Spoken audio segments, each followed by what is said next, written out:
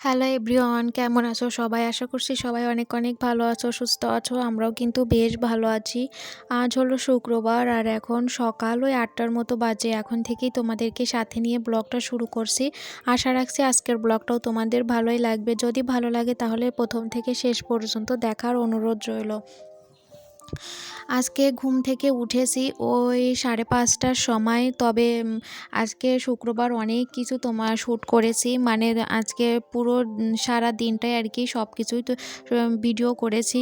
কিন্তু এই সারাদিনে যা যা ভিডিও করেছি সেটা সেটা ২টা ব্লগ বানিয়েছি, তোমাদের আগের ব্লগেও বলেছি।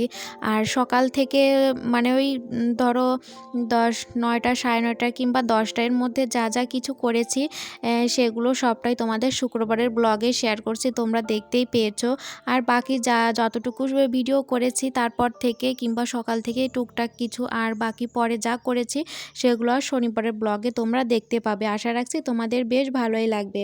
তো মামামের জন্য পয়লা বৈশাখে শপিং করা হয়েছে।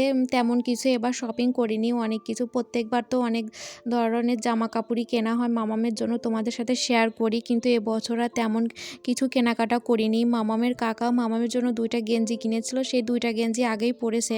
প্রত্যেক বছরই মামামের জন্মদিন বলো, দুর্গাপূজা বলো, পয়লা বৈশাখ বলো, যেটাই বলো না কেন আমি কিন্তু মামামের জন্য কিছু না কিছু কিনেই থাকি। তবে এবছর আর কিছুই কিনতে পারিনি। কিন্তু একদমই যে ওই যে মামামের জন্য ড্রেস বানিয়ে দিয়েছি। আমার বাবা মামামের জন্য ড্রেস বানানোর জন্য 2টা ছিট কাপড় দিয়েছিল, ওইটা 2টা দিয়ে বানিয়েছি।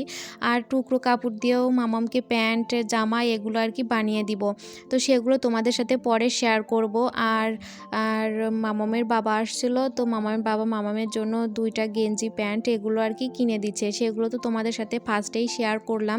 তো এবছর এতটুকুই, সামনের বছর আবার দেখা যাবে ভালো কিছু বেশি করে জামা কাপড় দেওয়া যাবে।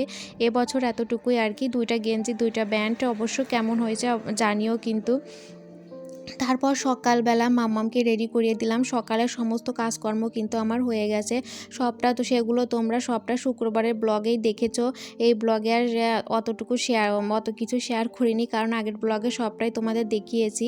আর আগের ব্লগে যা যা দেখেছো তার বাকিটুকু তোমরা এই ব্লগে আর কি দেখতে পাবে।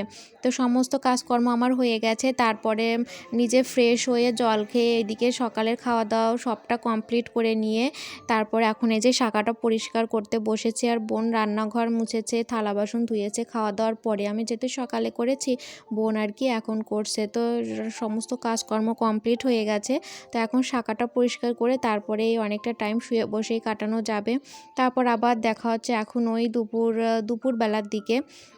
তারপর দেখো কি পরিমাণে রোদ্দুর উঠছে, প্রচণ্ড পরিমাণে রোদ্দুর উঠছে জানো তো।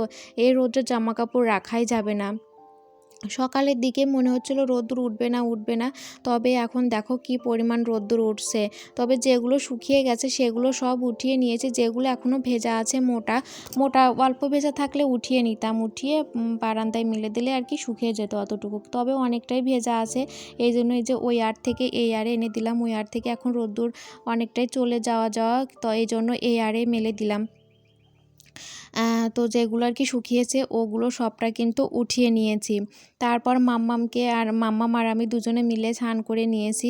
মাম্মামকে স্নান করিয়ে আমিও স্নান করে নিয়েছি। ভাবলাম সমস্ত কাজকর্ম সবটা যেহেতু কমপ্লিট হয়েই গেছে, একবারে স্নান পুজো সেরে তারপরে মাম্মামকে ঘুম পাড়াবো, আর তখন আরোটা টাইম শুয়ে বসে কাটানো যাবে।